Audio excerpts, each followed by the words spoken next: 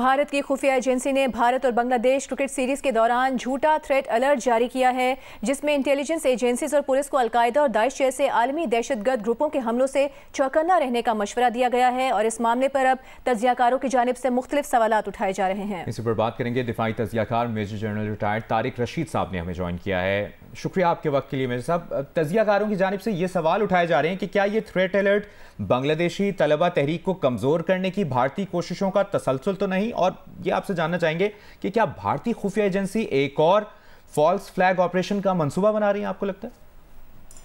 देखिए, मेरा ख्याल ये है कि क्योंकि बांग्लादेश की टीम इंडिया में पहुंच चुकी है और आज उनका पहला टेस्ट मैच था चेन्नई में, वो जो शुरू हो चुका है।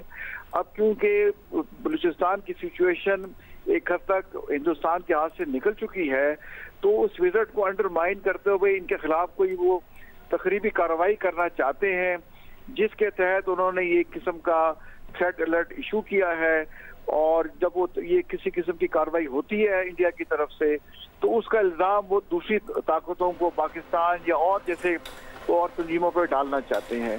तो मेरा ख्याल इसमें वो कामयाब नहीं हो सकते, क्योंकि आज ही शायद आपको पता हो कि अमेरिका से जो उनकी कोर्ट्स हैं, उन्होंने समन किया है इंडिया की गवर्नमेंट को ऑफिशियली, और उनके सिक्योरिटी एडवाइजर अजीत डोवल साहब को और रा के एक्स चीफ को, कि उन्होंने अमेरिका में जो सिख सिटीजन है, अमेरिकन सिटीजन है बट ओरिजिनली वो सिख हैं, उनको मारने की कोशिश की है।